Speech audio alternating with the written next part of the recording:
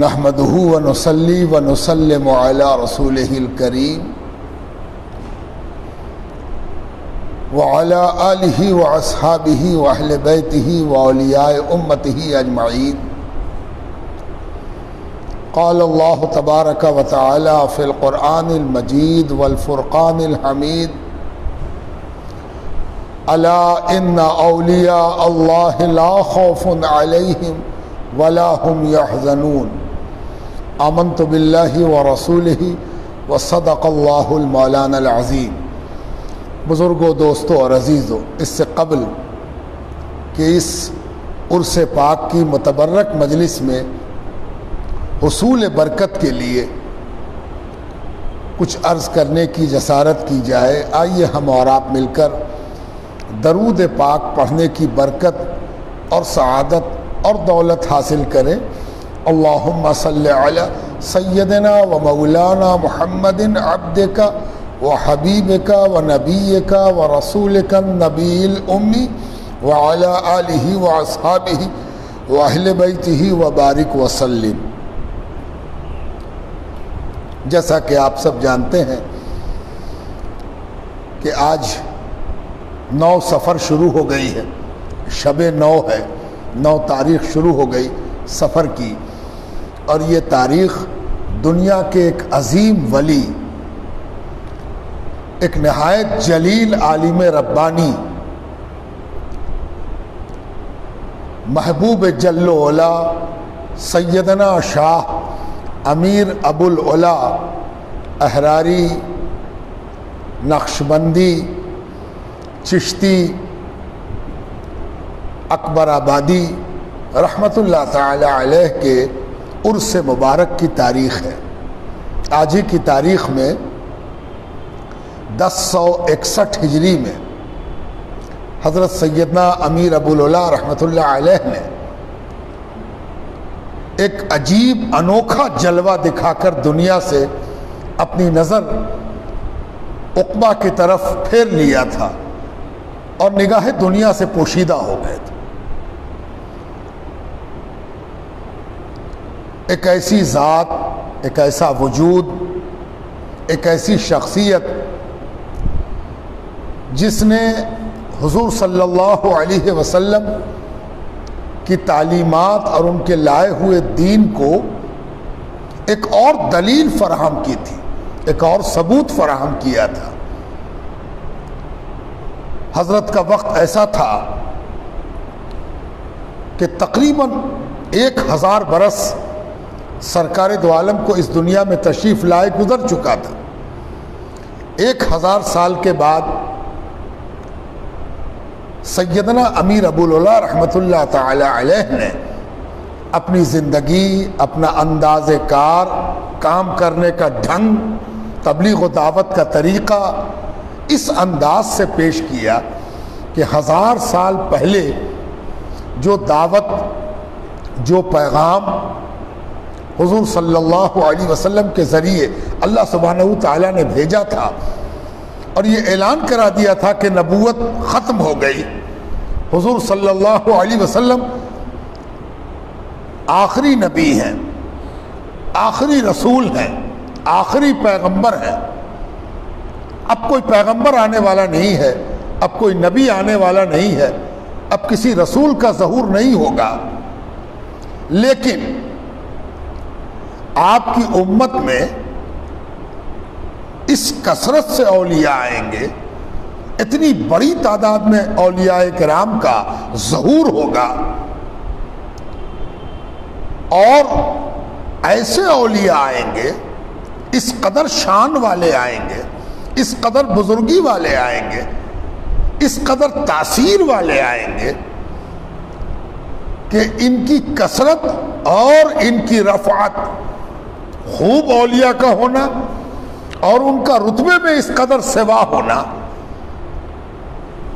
ایسا معاملہ پیش کرے گا کہ لوگوں کو بنی اسرائیل کے انبیاء یاد آ جائیں۔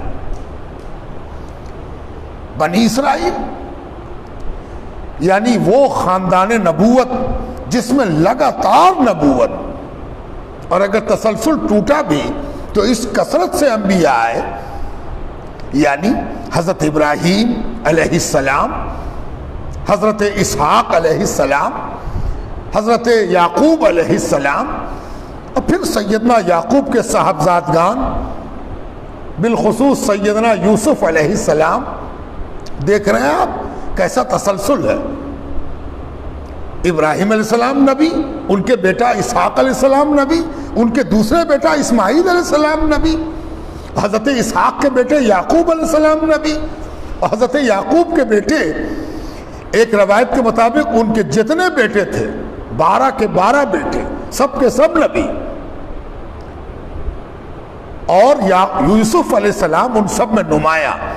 یوسف علیہ السلام کے نمایاں ہونے کی تو شان یہ ہے کہ لاکھوں کروڑوں کا بھی مجمع ہو تو یوسف اپنے حسن سے پہچانے جائے. اب پھر یوسف علیہ السلام کی اولاد میں اللہ بہتر جانتا ہے کہ کتنے انبیاء آئے. تو بنی اسرائیل، اسرائیل نام ہے یعقوب علیہ السلام کا، یعقوب علیہ السلام کا ایک نام اسرائیل بھی ہے. تو ان کی اولاد میں اس کثرت سے انبیاء آئے کہ اگر یہ کہا جائے کہ وہ خاندان ایسا ہے جس میں نبیوں کی کثرت ہے. تو آپ جانتے ہیں کہ جب کسی خاندان میں کسی چیز کی کثرت اور زیادتی ہو جاتی ہے تو وہ خاندان اسی نام سے جانا جاتا ہے. مثلا کسی خاندان میں کئی جج ہو جائیں، قاضی ہو جائیں تو لوگ کہتے ہیں قاضی صاحب کا خاندان. کسی خاندان میں کئی ڈی ایم ہو جائیں تو لوگ کہتے ہیں ڈی ایم صاحب کا خاندان. مشہور ہے، دنیا میں ایسا ہوتا ہے. انبیاء کی کثرت کی وجہ کر بنی اسرائیل ایسا لگنے لگا کہ نبیوں کا خانوادہ ہے، نبیوں کا گھرانہ ہے. اور دوسری بات یہ کہ جو انبیاء بھی بنی اسرائیل میں آئے وہ ایسے نہیں تھے کہ ان کا تذکرہ ناگزیر نہ ہو. ہر نبی کا تذکرہ اللہ سبحانہ تعالیٰ نے بار بار کیا، ان کی صفات کا حوالہ دے کے، ان کے خواص کا حوالہ دے کے، ان کی خوبیوں کا حوالہ دے کے اللہ تعالیٰ نے تذکرہ کیا. حضرت ابراہیم تو ایک لحاظ سے ابو الانبیاء ہے. جتنے انبیاء حضرت ابراہیم کے بعد آئے سب ان کی اولاد ہے. اس لحاظ سے حضرت آدم کے بعد اور حضرت نوح کے بعد اگر کسی کو ابو الانبیاء کہنا زیبا ہے تو وہ حضرت ابراہیم علیہ السلام. اس کثرت سے انبیاء اور سب کے سب اولو العزم، بڑے مرتبے والے، بڑی بلندی والے. اسی لیے حضور صلی اللہ علیہ وسلم کی امت میں اولیاء کی تعداد بھی 2 شان کی ہوگی. ایک تو کثرت، دوسرے رفعت یعنی بلندی، مرتبے والے. اور اسی لیے ایک قول میں یہ بھی بات آ گئی کہ حضور صلی اللہ علیہ وسلم کی امت کے اولیاء علماء بنی اسرائیل کی انبیاء کے مانند ہیں. یہاں جو مانند کہا گیا، اس مانند سے مراد یہ نہیں ہے کہ یہ بھی نبی ہیں، نہیں. بنی اسرائیل کے نبیوں کی 2 صفت بڑی واضح ہے، کثرت، رفعت. یہ کثرت اور رفعت حضور کے امت کے اولیاء میں بھی پایا جائے گا کہ بہت ہوں گے. تذکرۃ الاولیاء لکھی گئی، طبقات الاولیاء لکھی گئی، لکھی جا رہی ہے، لکھی جاتی رہے گی. اس ہندوستان میں پتہ نہیں کتنی کتاب لکھ دی گئی. اخبار الاخیار، سکینۃ الاولیاء، سفینۃ الاولیاء، خزینۃ الاولیاء، پتہ نہیں کتنی کتاب. بحر زخار، اب جانتے ہیں کہ اگر کسی کتاب کا نام بحر زخار لکھ دیا جائے، ٹھاٹھے مارتا ہوا سمندر، اور اس میں تالاب کا تذکرہ ہو تو مذاق خیز ہو جائے گا. بحر زخار جب کسی کتاب کا نام رکھا گیا تو اس کے مطلب یہ ہے کہ اگر وہ اولیاء کا تذکرہ ہے تو اس میں اتنے اولیاء ہیں کہ مانند سمندر ہیں، اور اس کی اٹھان جو ہے وہ جوار بھاٹے کی طرح ہے، مد و جزر اس کا. یہ کیا ہے؟ یہ حضور صلی اللہ علیہ وسلم کی امت کی شان ہے، کثرت اولیاء، رفعت اولیاء. امیر ابو العلا رحمت اللہ علیہ 1000 برس کے بعد آئے. اب جہاں نبی سے 1000 سال کی دوری ہے، بعد زمانے کا کی دوری ابھی اولیاء اللہ سے بھی دوری سینکڑوں برس کی ہے. غریب نواز خواجہ حسن سجزی چشتی اجمیری رحمت اللہ علیہ سے حضرت امیر ابوالعلا کی دوری کم و بیش 500 برس کی ہے. 500 سال گزر گیا تب سیدنا ابوالعلا ہے. سرکار غوث پاک سے 600 برس کی دوری ہے. نظام الدین اولیاء سے تقریباً 400 برس کی دوری ہے. یہ دوریاں کیا کہہ رہی ہیں کہ نقوش 1000 برس میں، 500 برس میں، 600 برس میں نگاہوں میں دھندلے ہوئے ہیں. زمانے کی گرد پڑ گئی ہے. لوگوں کی نگاہیں ان ہستیوں کو تلاش کرتی ہیں. دماغ کی کجی، سوچ کی وحشت آدمی کو یہ احساس دلاتی ہے کہ جو آئے تھے اب کہاں کوئی ہے. نبیوں کا سلسلہ ختم ہو گیا. اولیاء بھی بہت پہلے تھے، بڑے بڑے اولیاء اللہ، اب کہاں کوئی ہے.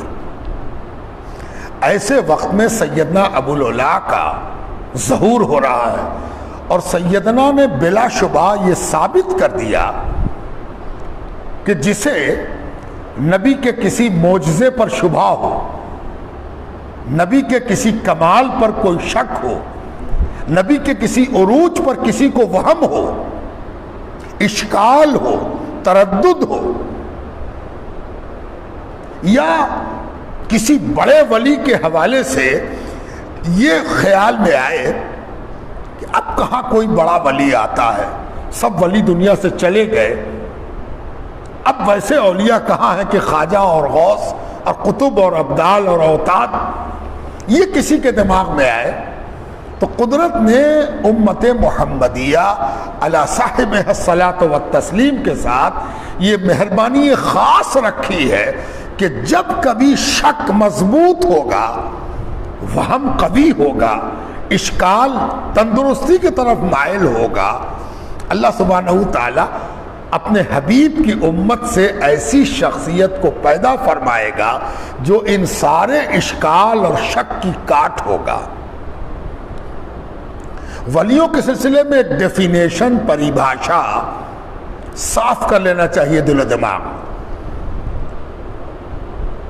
عام طور پر اگر کوئی ایسا سمجھتا ہے کہ ولی اپنی عبادت سے بنتا ہے، بڑی عبادت کیا ولی ہو گئے، بڑی ریاضت کیا ولی ہو گئے، بڑے پڑھنے والے تھے، کتابیں پڑھی، کتابیں لکھی، ولی ہو گئے. آپ کا سوچنا صحیح ہو سکتا ہے، لیکن یہی ولی کی تعریف اور ڈیفینیشن اور پریبھاشا نہیں ہے. آپ جو پریبھاشا دے رہے ہیں اس سے یہ پتا چل رہا ہے کہ ایک آدمی اپنی محنت سے ولی بنتا ہے، جبکہ ولی بننے کے لیے ضروری یہ ہے کہ ولی وہی بنے گا جسے اللہ اپنی دوستی کے حوالے سے دنیا کے سامنے ظاہر کرے گا. اور آپ تو جانتے ہیں کہ دوستی اللہ کی تو بڑی اونچی چیز ہے. اللہ کی دوستی، اللہ سے دوست ہو جانا، اللہ کا محبوب ہو جانا، اللہ کا پیارا مقبول بارگاہ الہی ہو جانا، یہ تو بہت بڑی بات ہے. اس سے بہت نیچے کی بات ہدایت ہے. ہدایت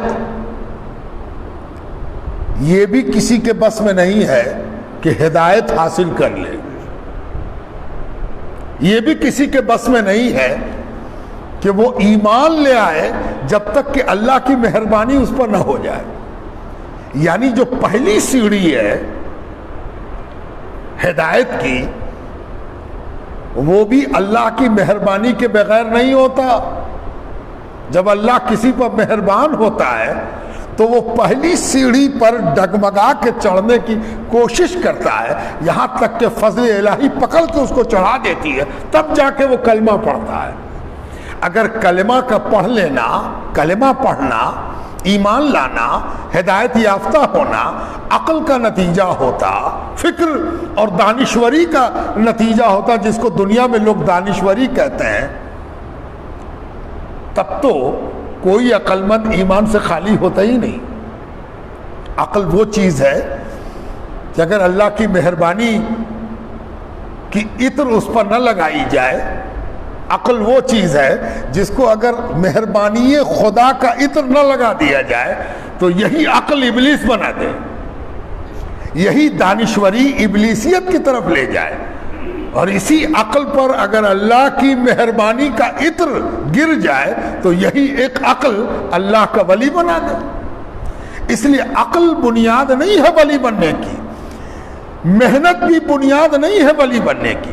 ولی وہی بنتا ہے جس کو اللہ اپنا دوست بنانا چاہتا ہے. آپ نے دیکھا نہیں، ولی کہا گیا ہے، کوئی اور نام نہیں دیا گیا. اللہ تعالیٰ نے جو نام دیا وہ کیا دیا؟ ولی. ولی کے معنی آتے ہیں دوست، ریپریزنٹیٹو، پرتیندھی. اس کی ایک چھوٹی سی مثال شریعت میں موجود ہے کہ آپ دیکھتے ہوں گے کہ جنازے کی نماز جب قائم ہوتی ہے تو نماز پڑھانے والا پیچھے گھوم کے پوچھتا ہے کہ بھائی میت کا ولی کون ہے؟ میت کا ولی کون ہے؟ ایک آدمی آگے بڑھے ہو کہے کہ ہم کو ولی بنا دیجئے، تو امام صاحب کہیں گے کہ ولی بنانا میرا کام نہیں ہے بھائی، میت کا ولی ہم تم کو بنا دیں گے. نا، ہم بہت دولت مند ہیں، اللہ نے ہم کو بہت کچھ دیا ہے، ہم کو اس جنازے کا ولی بنا دیجئے. کہیں گے نہ، ولی بنانا میرا کام نہیں ہے، ولی اللہ بناتا ہے. اس میت کا ولی بھی اللہ ہی بناوے گا. نہ میت بنا سکتی ہے اور نہ کوئی دوسرا بنا سکتا ہے. ایک آدمی اور آگے بڑھے گا، ہم بہت پڑھے لکھے ہیں بھائی، ہم مولانا ہیں، عالم ہیں، ہم ڈاکٹر ہیں، انجینئر ہیں، ہم کو ولی بنا دیے. تو امام صاحب کہیں گے کیا آپ لوگ مذاق کر رہے ہیں؟ ارے ولی کسی کو بنایا جا سکتا ہے. ولی یا تو اس کا بیٹا ہوگا، میت کا بیٹا ہوگا، ولی چاہے اس کا بھائی ہوگا، ولی چاہے اس کا باپ ہوگا. ان میں سے کوئی ہے یہاں پر تو بتائیے. تو بتائیے آپ ہی کہ میت کا بیٹا کون کس کو بنا دے گا اور میت کا باپ کون کس کو بنا دے گا، ہے نا؟ تو جب ایک میت کا ولی بھی پروردگار بناتا ہے، اور ولی بننے کے لیے اپنی محنت درکار نہیں ہوتی ہے کہ کوئی کہے کہ ہم ولی بن جائے، ولی ہو نہیں سکتا. شریعت نے ولی مقرر کر دیا ہے، اور ولی کے چہرے سے نقاب بھی شریعت ہی الٹتی ہے کہ ہاں یہ ولی ہے. اور جب یہ جان لیا آپ نے کہ ولی میت کا جو ہوگا وہ کون ہوگا، تو یہ بھی جان لیجئے کہ ولی کا اختیار کیا ہے. ولی کا اختیار یہ بھی ہے کہ کسی سے کہہ دے کہ تم میرے باپ کے جنازے میں مت شامل ہو، تم کو نماز نہیں پڑھنی، ہٹو، ہم نماز نہیں پڑھنے دیں گے. تو شریعت کہتی ہے ولی کو یہ اختیار ہے کہ وہ جس میت کا ولی ہے اس میں جس کو چاہے نماز پڑھنے دے اور جس کو چاہے نہ پڑھنے دے. ولی کا پاور دکھا رہے ہیں. وہ ولی جو شرعاً ولی بنتا ہے، ولی چاہے کہ ہم خود نماز پڑھاویں گے تو کہے امام صاحب ہم ولی ہیں، ہم خود نماز پڑھاویں گے، ہم لائق ہیں، میری خواہش ہے کہ ہم نماز پڑھاویں. امام کا حق ہے نماز پڑھانا، امام ناحق نہیں پڑھاتا ہے. امام کا حق شریعت نے رکھا ہے کہ ہاں وہ نماز پڑھائے. لیکن اگر ولی چاہے اور امام اس کی خواہش کی قدر کرے تو ولی نماز پڑھائے گا. ولی کہہ دے کہ 1 گھنٹے کے بعد نماز ہوگی تو 1 گھنٹے کے بعد ہی نماز ہوگی. کسی کو اختیار نہیں ہے کہ ترنت پڑھ لے کہ نہیں بھائی جلدی پڑھیے، آپ بکتے رہیے، 1 گھنٹہ بعد میں ابھی ہوگی نماز. ولی کا اختیار کیا ہے؟ وہ ولی جو میت کا ولی ہوتا ہے. ذرا دیکھیے گا، میت کے ولی کا اختیار یہ ہے. لوگوں نے ادھر ادھر دیکھا کہیں ولی نہ آیا، اللہ اکبر نماز قائم کر دیا. نماز ختم ہی ہوئی تھی کہ ولی آ گیا. اب ولی نے کہا ارے آپ لوگ نماز پڑھ لیا؟ کیسے پڑھ لیا بھائی، ہم تو تھے ہی نہیں اس میں. تو سن لیجئے، شریعت کا مسئلہ ہے کہ کسی جنازے کی نماز دوبارہ نہیں ہوگی. ایک نماز کافی ہے، دوبارہ نماز کی ضرورت نہیں ہے، ایک نماز کافی ہے. لیکن اگر ولی چھوٹ گیا ہے، ولی کسی وجہ سے شامل نہیں ہوا، ولی کو آنے میں دیر ہو گئی، مان لیا گیا کہ ولی نہیں آئے گا، اب ولی آ گیا، تو اس کے لیے نماز ہوگی، چاہے 10 بار کیوں نہیں نماز ہو چکی ہو، ولی کے لیے نماز ہوگی، اس لیے کہ ولی آ گیا ہے۔ اصلی حق نماز کا اسی کو ہے، باقی سب تو فعلی ہے۔ اللہ اکبر۔ ایک اور بات پتہ چلی کہ میت کا ولی اصل مصلی ہے جنازے کا، باقی سب تو فعلی ہے، رہے نہ رہے، ولی ضرور پڑھے گا، ہے نا؟ یہ شریعت کا ولی ہے۔ جب ولی کی اصطلاح کا یہ عالم ہے ہمارا تمہارا ولی، تو اللہ کے ولی کا عالم کیا ہوگا؟ اللہ نے اپنا ولی جس کو بنا لیا۔ تو اب میں یہ کہہ رہا تھا، آخری بات ختم۔ مقصد نہیں ہے کہ یہاں لمبی چوڑی گفتگو کی جائے، مقصد ہے حصول برکت۔ میں یہ کہہ رہا تھا کہ ولی بنتے کیوں ہیں؟ کیا ولی لوگ اپنی عبادت، اپنی ریاضت، اپنی خواہش اور اپنی محنت سے ولی بنتے ہیں؟ کسی حد تک صحیح ہو سکتی ہے یہ بات، لیکن یاد رکھیے ولی کسی کے چاہنے سے نہ کبھی بنا ہے نہ بنے گا۔ نہ کوئی نبی اپنی چاہت سے بنتا اور نہ بن سکتا، اب تو بننے کا سوال ہی نہیں ہے۔ کوئی چاہت کرے تو کیا کرے، کوئی ڈکلیئر کرے تو کیا کرے کہ ہم نبی ہیں، ہے نا؟ اس کے ڈکلیریشن پر پہلے ہی دن سے کذب اور وحشت کا الزام لگ جاتا ہے، ازل سے لگا ہوا ہے۔ جس کا الزام چھپا ہوا ہے کہ یہ کمبخت گمراہ ہے، اس کو اور کچھ نہیں سوچتی تو کہہ دیتا ہے کہ ہم نبی ہیں، اس کی گمراہی عیاں ہو جاتی ہے، ورنہ گمراہی چھپی رہ جاتی ہے۔ ولی بھی کوئی نہیں بن سکتا جب تک کہ اللہ تعالیٰ کی مہربانی نہ ہو۔ اس کی 2 وجہ ہے۔ پہلی وجہ یہ ہے کہ ولی آپ کے لیے اور میرے لیے اللہ نہیں بناتا، اپنے لیے بناتا ہے۔ ولی کس کے لیے بنتا؟ اللہ کے لیے بنتا ہے نا؟ نبی بھی اللہ کا محبوب ہوتا ہے، محبوب الہی ہوتا ہے وہ۔ اور جب کوئی محبوب ہو جاتا ہے تو وہ مخلوق کے اوپر اللہ کی جانب سے ذمہ داری ادا کرتا ہے۔ اسی طرح ولی بھی نبیوں کے صدقے میں بطوفیل نبی ولی بنتے ہیں، اللہ ان کو قبول کر کے ولی بناتا ہے، اور ان کو بھی کچھ کام دیا جاتا ہے۔ آپ تو جانتے ہیں کہ جو کسی کا دوست ہوتا ہے وہ اس کی ذمہ داری میں ہاتھ بٹاتا ہے، اس کو ذمہ داریاں دی جاتی ہیں، تم یہ کام کرو، تم پر بھروسہ ہے تم یہ کام کرو، تم پر یقین ہے تم یہ کام کرو۔ اولیاء کا کام کیا ہے؟ اولیاء کا کام یہ ہے کہ جس نبی کی امت میں وہ ہوتے ہیں اس امت کی دلیل بنتے ہیں، امت کا ثبوت، نبی کا ثبوت بنتے ہیں، خدا کی وحدانیت، رسالت کی حقانیت کا ثبوت بنتے ہیں، دلیل بنتے ہیں، زندہ مثال۔ جس کو کسی معجزے پر شبہ ہو، ولی اپنی کرامت سے اس کے شبہے کو دور کر کے ایمان کو پختہ کر دیتے ہیں۔ سیدنا امیر ابو العلا، یہ خانقاہ ان کے سلسلے کی ہے، ان کے سلسلے کا عظیم مرکز ہے۔ سب سے زیادہ سلسلہ ابو العلائیہ جس خانقاہ سے پھیلا وہ حضرت سیدنا مخدوم منیم پاک باز رحمت اللہ علیہ کی خانقاہ ہے۔ حضرت کا آستانہ تو آگرہ میں ہے، لیکن فیضان کرم کا دفتر پٹنہ مخدوم منیم پاک کی خانقاہ ہے۔ یہیں سے سلسلہ پھیلا اور پوری دنیا میں پھیل گیا۔ چپا چپا ہندوستان کا، پڑوسی ملکوں کا چھایا ہوا ہے منیمی رنگ سے۔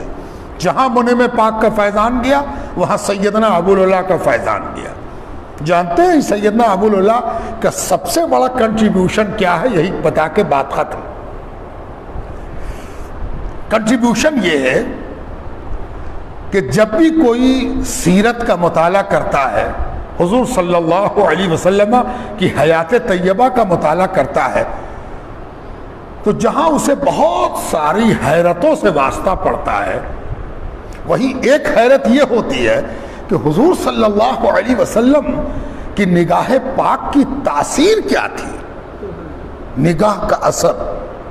نگاہ چار ہوئی حضور کے پاس کوئی حاضر آیا، سرکار دو عالم سے اس کی نگاہ چار ہوئی، ایمان لے آیا، حضور کا کلمہ پڑھ لیا، حضور کے دامن سے وابستہ ہو گیا، دل سے اور زبان سے غلامی کا اقرار کر لیا، حضور صلی اللہ علیہ وسلم کی اطاعت کا اقراری ہو گیا، تو ایک لمحے میں، ایک سیکنڈ میں، ایک پل میں، پلک جھپکتے میں اس کے درجات بلند ہو گئے۔ ایک لمحے میں اس پر ایک عجیب سی بجلی کوند گئی، ایک عجیب سا انوار کا معاملہ ہو گیا۔ یہ جو میں آپ سے کہہ رہا ہوں یہ لفظوں کا کھیل نہیں ہے، یہ جملے نہیں بنائے جا رہے ہیں۔ صحابہ کی تاریخ اگر جی لگا کے پڑھی جائے تو آپ کو ایسے صحابہ بھی مل جائیں گے جو ایک بار صرف حضور سے ملے تھے، صرف ایک بار تشریف لائے سرکار دو عالم، ان کو موقع ملا، حاضر ہوئے، سرکار دو عالم کو دیکھا، ایمان لے آئے، ایک منٹ میں سرکار کے سچے ہونے پر ان کو یقین ہوا، اور اس یقین نے ان کے دل پر ایسا کام کیا کہ دوبارہ حضور سے ملاقات نہیں ہوئی، لیکن یقین مانیے کہ دنیا میں کوئی ویسا مسلمان نہیں ہو سکتا ہے جیسے وہ ایک نظر میں ہو گئے، ایک نظر میں ہو گئے۔ نہ کوئی ٹریننگ، نہ کوئی باضابطہ تعلیم، نہ تربیت، نہ صحبت بھی اتنی ہی دیر کی۔ کتنی دیر کی؟ ایک لمحے کو 10 منٹ رہے ہوں گے، اچھا چلیے 1 گھنٹہ رہے ہوں گے، اچھا چلیے 2 گھنٹہ رہے ہوں گے، اچھا مان لیجئے کہ 1 وقت کی نماز پڑھا ہوگا۔ بعض تو ایسے ہے کہ ان کو وقت کی نماز بھی نہ مل سکی، آئے اور چلے گئے۔ صحابہ کی تاریخ میں یہ سب واقعات موجود ہیں۔ اور جب وہ چلے گئے تو ان سے کیا کیا ظاہر ہوا۔ دنیا کی سیاست سیکھنا ہے تو ان سے سیکھ لیجئے، اور پوری دنیا کی انسانیت کا سبق پڑھنا ہے تو ان سے پڑھ لیجئے، اور اگر آپ کو یہ جاننا ہے کہ وحدانیت کیا ہے تو ساری زندگی کوئی الہیات کے مدرسے میں پڑھ کے زندگی گزار دے اور دار التوحید میں بیٹھ کے توحید سیکھتا رہے اور کتاب التوحید کا حافظ ہو جائے، تب بھی وہ نہیں جانتا اس توحید کو جو اس لمحے میں اس صحابی نے حضور سے توحید سیکھ لیا، ہے نا۔ حیرت ہے کہ کیسے ہوا، ہے نا۔ اچھا جب کبھی آپ کی حیرت شک تک پہنچ جائے، حیرت شک کو نہیں کہتے ہیں، یاد رکھیے، ہر حیرت شک نہیں ہوتی، حیرت اور شک میں بہت فرق ہے۔ تو جب کبھی حیرت سفر کر کے شک تک پہنچ جائے تو اس کا حل کیا ہے؟ کون آپ کو بتا دے گا کہ ایسا کیسے ہوا؟ 1 منٹ میں ایک آدمی کی دنیا کہاں سے کہاں بدل گئی۔ وہ کسی نے کہا تھا کہ طے شود جادے 100 سالہ بآہے گاہے، 100 سال کا سفر آہے گاہے میں طے ہو گیا، 100 سال کا سفر، یہ کیسے کم جانے گا کوئی؟ جی ہاں، یہی شک کو دور کرنے سیدنا ابو العلا آئے تھے، اور سیدنا ابو العلا رحمۃ اللہ علیہ نے ثابت کر دیا کہ ایک نظر جب کسی پر ڈالا تو اس ایک نظر کا کمال یہ ہوا کہ اس ایک نظر میں وہ منزل طے ہو گئی جو برس تک کہیں طے ہوتی یا نہ ہوتی، ہے نا۔ خود سیدنا نے اپنے ایک خط میں لکھا، اپنا ایک مکتوب، ایک چٹھی میں سیدنا ابو العلا لکھتے ہیں کہ تم کیا سمجھتے ہو کہ میری صحبت، میری نسبت، مجھ سے تعلق، مجھ سے جو رشتہ ہے یہ کیسے کام کرتا ہے؟ تم کو شک ہے کہ کیسے کام کرتا ہے؟ میرا تعلق، میری نسبت کیسے کام کرتی ہے، اس کو جاننا چاہتے ہو؟ ارے تم نے کبھی جہاز دیکھا؟ جہاز، بڑا بڑا جہاز، پانی کا جہاز، اس زمانے میں پانی کا جہاز چلتا تھا۔ آج کی مثال دی جاتی تو ایروپلین کی دے دی جاتی، لیکن پانی کا جہاز کی مثال بھی بہت عمدہ ہے۔ بڑا جہاز، ممکن ہے کہ آپ میں سے کسی کو چڑھنا نصیب نہ ہوا ہو، لیکن بعض لوگ یہاں بیٹھے ہوئے ہیں جنہوں نے بڑے جہاز پر سفر کیا ہے۔ تو سیدنا فرماتے ہیں کہ اگر کوئی بڑے جہاز پر جا کے بیٹھ جائے،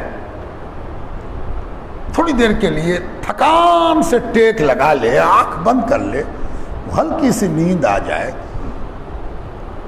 تھوڑی سی غفلت ہو جائے، کتاب پڑھتا رہے، تسبیح پڑھتا رہے، اس کے بعد اسے لگے کہ کیا ہوا بھائی، جہاز چلے گا؟ کب چلے گا جہاز؟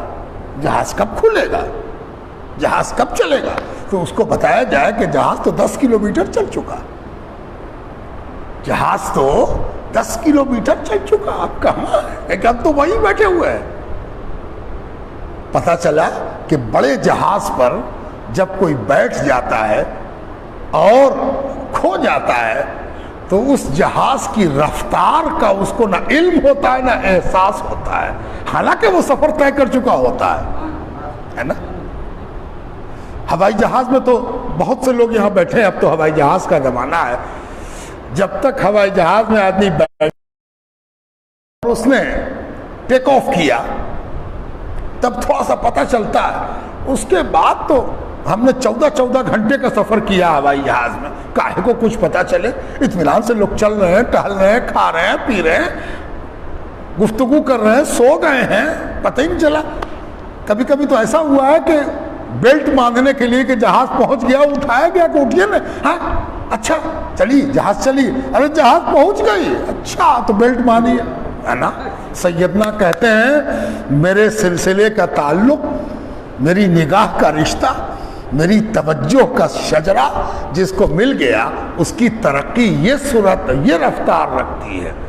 تو جب 1000 برس کے بعد کسی ولی کی نسبت کا یہ عالم ہے تو 1000 سال پہلے اس سیدنا مولانا محمد رسول اللہ صلی اللہ علیہ وسلم کا صحابہ پر کیا اثر ہوا ہوگا، یہ سمجھنے کے لیے کہیں اور دیکھنا ہے۔ اگر سیرت دیکھنی ہو تو پہلے سیدنا ابوالعلا سے سبق پڑھ لو، پھر جو سیرت کی طرف تم نظر اٹھاؤ گے تو ایمان ہی ایمان ہوگا، ایقان ہی ایقان ہوگا۔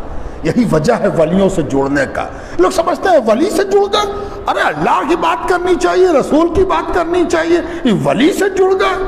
جی ہاں، ولی سے آدمی اسی لیے جڑتا ہے کہ جو چیز تم حرف میں پڑھاؤ گے، جو چیز تم کتاب میں پڑھاؤ گے، جو چیز تم صوت میں پڑھاؤ گے، حرفی ہوگی، صوتی ہوگی، مکتوبی ہوگی، ملفوظی ہوگی، وہ یہاں در حقیقت ہوگی۔ تم نے کتاب کتنی پڑھیں گے، کہاں تک پڑھیں گے، پڑھتے کب تک رہیں گے؟ سیدنا ابوالعلا رحمۃ اللہ علیہ آخری بات جب کوئی حاضر آتا تو پوچھتے، آؤ ادھر آؤ بیٹھو، کون راستہ لوگے، محنت والا یا بغیر محنت والا؟ پوچھتے محنت والا لوگے؟ آدمی کہتا ہاں حضور محنت کریں گے، تو حضور بتاتے نماز ایسے پڑھنا، نفل اتنی، وظیفہ اتنا، مراقبہ اتنا، مجاہدہ اتنا، روزہ اتنا، جاؤ کرو جا کے۔ اس میں گارنٹی نہیں ہے، نماز پڑھو، روزہ رکھو، کرتے رہو، امید ہے اللہ تعالیٰ قبول کر لے۔ 70,000 برس سے ابلیس بھی پڑھ چکا تھا۔ عبادت کا کرنا خاتمے کے بخیر ہونے کی دلیل نہیں ہے۔ ہاں ممکن ہے کہ اللہ کی قبولیت مل جائے، ملتی رہی ہے، ملنا بھی یقینی ہے ایک طرح سے، لیکن یاد رکھو قبولیت اللہ کی مرضی اور اللہ کے خاص توجہ سے ملتی ہے، تمہاری محنت سے نہیں ملتی۔ تو پوچھتے محنت والا راستہ، تو لو یہ سب محنت ہے، جاؤ کرو جا کے۔ اور جہاں کسی نے کہا حضور ہم سے محنت ہوگی، ہم اس لائق ہیں، حضور طبیعت کی گھبراہٹ، نفسانیت، شہوانیت، اسکت، سستی، کاہلی، اس پر سے شیطان کا بہکاوا، اس پر سے نفس کی اکساہٹ، حضور ہم سے کہاں یہ سب ہوگا؟ تو کہتے بغیر محنت والا؟ کہاں حضور بغیر محنت والا؟ تو کہتے اب میرے ہو جاؤ، میری طرف نظر کرو اور نظر میری ہی طرف رکھو، ادھر ادھر مت ہٹانا، جاؤ اس میں سارا کام نکل جائے گا۔ اب جو اس نظر کا کمال یہ ہوا کہ اس نے 2 رکعت نماز پڑھی تو اس نماز کا عالم یہ تھا کہ ایسا لطف ملا، ایسا مزہ ملا، ایک روزہ رکھا اور ایسا مزہ ملا کہ یہ تو بیچارہ مزے کے لیے رکھ رہا تھا، یہ مزے سے رکھ رہا ہے۔ دونوں میں فرق سمجھیے، ایک کو مزے کی تلاش ہے، وہ کھوج رہا ہے مزہ، نماز پڑھے جائے، روزہ رکھے جائے، وظیفہ پڑھے جائے، کاہے کو مزہ ملے، مزہ ملے، ہے نا۔ اور ادھر بھی رکھ رہا ہے نماز اور روزہ، فرق اتنا ہے کہ اس کو مزے کی تلاش ہے، یہ مزے سے رکھ رہا ہے، اس کو مزہ ہی مزہ ہے، اس کا کیا پوچھنا ہے اس کے نماز اور روزے کا، ہے نا۔ یہ فرق ہے۔ یہ سیدنا ابوالعلا رحمۃ اللہ علیہ ایک ایسی شخصیت کے مالک ہوئے کہ اس وقت کا کوئی ولی کا خانوادہ، کوئی ولی کا خانوادہ، چاہے 700 برس پرانا ہو چاہے 1000 برس پرانا ہو، ایسا نہیں تھا جو سیدنا ابوالعلا کی نظر کے فیضان سے محروم رہ جائے۔ جو تھا وہ سیدنا کی طرف رجوع ہو گیا۔ آج جتنی بڑی خانقاہوں کا نام آپ جانتے ہو، چاہے بدایوں شریف ہو، چاہے مارہرہ شریف ہو، چاہے بلگرام ہو، چاہے بریلی ہو، چاہے کچوچا ہو، چاہے بہار شریف ہو، شیخ پورہ ہو، پھلواری شریف ہو، آپ جس شریف کو جانتے ہوں گے اس کی شرافت پر سیدنا ابوالعلا کا دھونا اور پوچھنا ثابت ہوگا، ہے نا؟ یہ سب ابوالعلائی ہیں، بدایوں والے ابوالعلائی، مارہرہ والے ابوالعلائی، بلگرام والے ابوالعلائی، مخدوم جہاں کی خانقاہ کے لوگ ابوالعلائی، بلخی لوگ ابوالعلائی۔ اس لیے سیدنا ابوالعلا رحمت اللہ علیہ کا سلسلہ تمام سلاسل کے مقابلے میں نیا ہے، 350 برس پرانا ہے، لیکن اس 350 برس والے نے 1000 برس والے سے منوا لیا ہے کہ ہاں یہاں وہ رنگ ہے، یہاں وہ تازہ رنگ ہے، سب کے یہاں رنگ رہا ہے، کسی سلسلے کو چھوٹا نہیں سمجھنا ہے، اور کوئی سلسلہ کسی سے کمتر نہیں ہے، ہر سلسلے کا اپنا مقام ہے۔ لیکن آپ تو جانتے ہیں کہ چولہا ہر گھر میں ہے، لیکن چولہے سے روٹی نہیں پکتی، اور چولہے سے گوشت نہیں بناتا، چولہے کے ساتھ ساتھ چولہے کی گرمی بھی چاہیے، ہے نا؟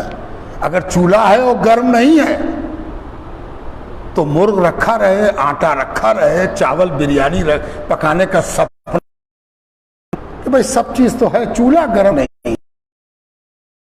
سیدنا ابوالعلا نے بس اتنا ہی کہا، چولہا تو ہے تمہارے پاس، لو آگ ہم دیتے ہیں، اپنے چولہے کو گرم کر لو، چولہا تمہارا رہے گا، آگ میری رہے گی، غذا تمہاری رہے گی، جسم تمہارا بہتر ہو جائے گا، بھوک تمہاری مٹ جائے گی، آگ ہم سے لے جاؤ، اپنے ٹھنڈے چولہے کو گرم کر لو۔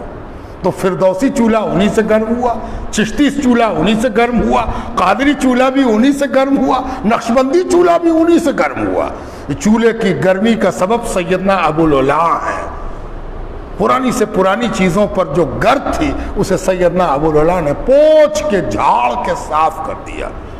آپ جس خانقاہ میں بیٹھے ہیں، ہم لوگوں کو یہ شرف حاصل ہے کہ اس کا ذرہ ذرہ، کونا کونا سیدنا ابوالعلا کے فیضان سے مجلہ ہے، مصفہ ہے، یہ انہی کا گھر ہے، یہ انہی کا در ہے۔ لوگ ان کے وطن سے، آگرہ سے، یو پی سے، ان کے چہار طرف سے چل کے ان کا فیضان لینے یہاں آتے تھے، بہار، پٹنہ، میتن گھاٹ، خانقاہ منعم پاک، یہاں آتے تھے سیدنا ابوالعلا کا فیضان لینے۔ یعنی وہ گرمی تاثیر، وہ سوز و گداز سیدنا ابوالعلا کا بٹتا کہاں سے تھا؟ مخدوم منعم پاک باز کے یہاں سے بٹتا تھا۔ لو یہاں سے گرمی، ابوالعلائی گرمی یہاں سے لے جاؤ۔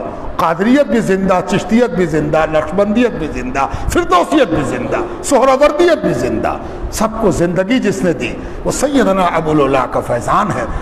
اللہ تعالیٰ ان کے درجات کو اس طرح بلند فرمائے کہ ان کے گھر، ان کے آنگن اور ان کے گنبد مبارک پر جو بارش ہو، اس بارش کے نتیجے میں پرنالے ہمارے یہاں بھی گریں، اور اللہ تبارک و تعالیٰ ان پر جو رحمت فرمائے اس کے اثرات ہم لوگوں پر بھی ظاہر ہوں۔